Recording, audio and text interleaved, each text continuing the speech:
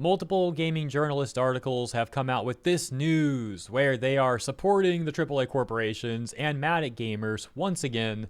What else is new? But ultimately, that's too bad for them. They're all the ones losing. So many of these journalists have been laid off over the years. While gamers, we don't need to get new games. We're chilling. Most of us have a large catalog of games we can always go back and play. We don't need anything new. So when these companies, these corporations are shoveling slop on the people and charging more than ever for said slop, yeah, it shouldn't be surprising that people might be apathetic towards the game failing or even cheer on the game failing. Because why would any reasonable gamer want to be preyed on like that? These people, these companies, they literally prey on the gaming community, and then they get mad when people laugh at them or criticize them.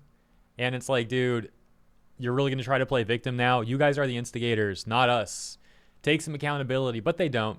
Instead, they make some complete non-statement showing how ignorant they are, which this guy does. I'll show you in a second. Then they run to their gaming journalist buddies, have them all write these articles, because these journalists really are just activists. And their activism boils down to, hey, we need to support the corporations. So we got Marathon voice director says the game's online hate campaign is sad more than anything, as people just want to hate. Look at this nonsense. Bungie's Marathon has been the target of online hate campaigns for a while now. Dude, it's a major corporation making a game. To even call it a hate campaign seems like such a stretch. What, a hate campaign against a game, a video game, and a giant AAA corporation? Wow, okay, dude. But especially so following the announcement that Destiny 2 is ending. Since Bungie's announcement, the brilliant... oh my gosh. They really wrote that. I mean, could you be more obvious with your shilling? The brilliant Game of the Year worthy extraction shooter has been hit with review bomb campaigns and even more online hate directed towards fans and developers. Elias Tufexis, Marathon's audio director and the voice of the game's Assassin Shell, explained that they've seen waves and waves of hate for the game. Elias is this guy, by the way. You can see as tweeted by PC Gamer, who also wrote about this. Back to FRVR, they provide a quote from Elias that says, I saw some guy I don't want to get into specifics, but they're like, I hope Bungie fails because of the woke leftist ideology. And I'm like, I'm working with 4 white guys and 2 white women. I don't understand this. Where are you getting this? The actor told PC Gamer. So this is just his own complete ignorance. It's crazy that he'll even do a whole interview about this topic, something that he knows absolutely nothing about apparently. And he'll defend a company that, again, he knows nothing about apparently. Like that's his only take. Hey, I worked with 6 white people. How can you call it woke leftist ideology? Geez, I don't know. Almost as if we're talking about Bungie's own website that has for years pushed DI policies on the people. Or how about the Bungie Foundation that they run, where Bungie literally said that George Floyd inspired them to add better textured African American hair to their games.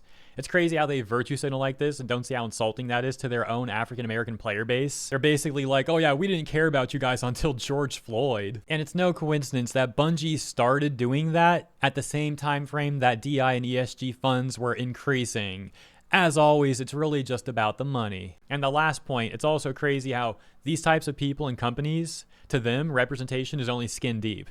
They can't imagine someone relating to a character for the things that they've been through or are doing for their life experiences. No, it's only because of skin color or hair texture. It's an extremely rudimentary and reductionist mindset. But hey, to Elias, he doesn't know anything about the actual policy going on. He doesn't know about Bungie's own statements, their own stance on things.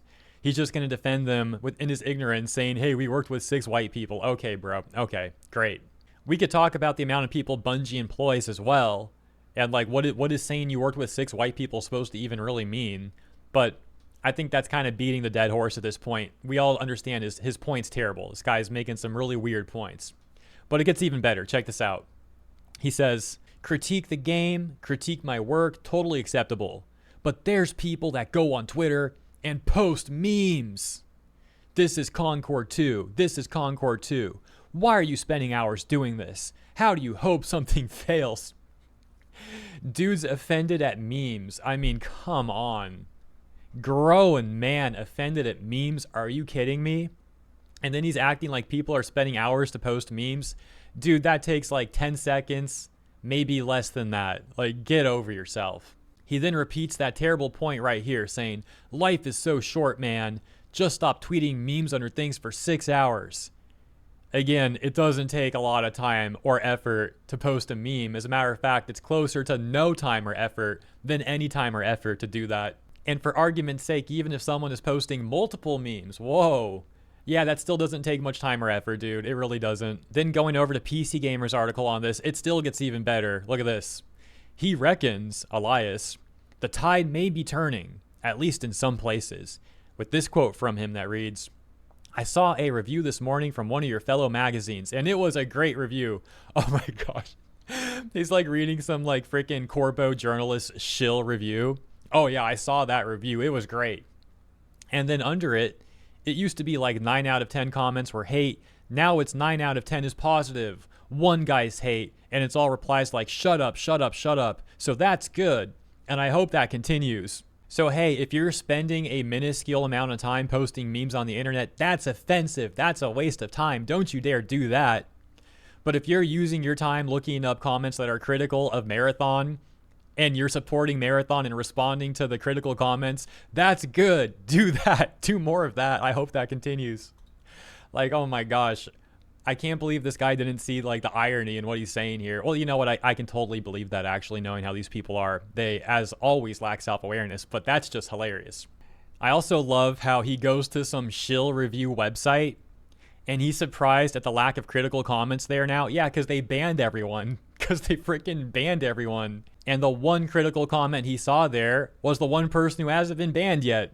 They'll probably ban that guy next. And that's not even to talk about the responses that are telling the critical comment to shut up. If that's a verbatim quote and they're all just saying shut up, those are probably bot comments or like the journalists on their own accounts doing that. But to be fair, maybe it's paraphrased. Maybe they didn't literally say shut up. He's just paraphrasing what they were essentially saying to the critical commenter. Either way, yeah, it's probably just the journalists or their shills or something. Like this is not indicative of like genuine discourse is my point. So him acting like this is a good sign for them. I mean, extremely out of touch and so ignorant into how things work.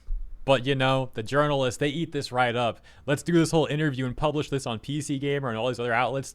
They love this. They think this is a dub. We have a little bonus here. Great timing, because like a half hour ago, Elias on Twitter responded to someone that said, "Elias, are you staying with us on Twitter?" And he says, "I've simply decided not to engage with anything other than the positive. My time on here might be limited since this place is a cesspool." Yeah, dude, if you're not a yes man, if you're not just a bootlicker for Bungie or other AAA, oh, it's just a cesspool. I love when people like this say stuff like this, but they have the blue check mark. Twitter's such a cesspool, but I'm going to pay Elon Musk and I'm going to pay Twitter to be here. Like, come on, man. So performative. Now, look, Twitter can definitely be toxic. I'm not saying it can't be. It definitely can be. But it's still ironic that he has a blue check mark, and it's very obvious that he just wants to be surrounded by yes men that altogether bootlick the corporations. Oh, I almost forgot because I was skipping around a couple different articles. Returning to PC Gamer, we got one last gem here. This last paragraph, check this out. Elias added that all the incensed online chatter was familiar to him from previous work like Starfield and Star Trek Discovery, both of which attracted criticism from right-wing trolls for their purported DI/woke qualities. Purported as if it's like not really there. I don't know anything about Star Trek. I don't follow that. But is this journalist really going to try to argue that Starfield didn't have any DI qualities? Because you'll instantly fail with that argument. Instantly failed. Good luck with that one. He noted the political angle taken by some of the outrage was boring and a bit funny in the case of Star Trek. Like I said, I'm not familiar with that one, so whatever. But yeah, it's so boring that he went into this whole interview crying about that stuff, right? Like now he's just doing the meme where they're holding the mask up to their face, acting like they're not mad. Oh, it's just boring, that's all. And he's like seething behind the mask. Anyways, that's the latest. Pretty funny stuff. Hope you enjoyed this one. Thank you for tuning in, and I'll see you in the next video.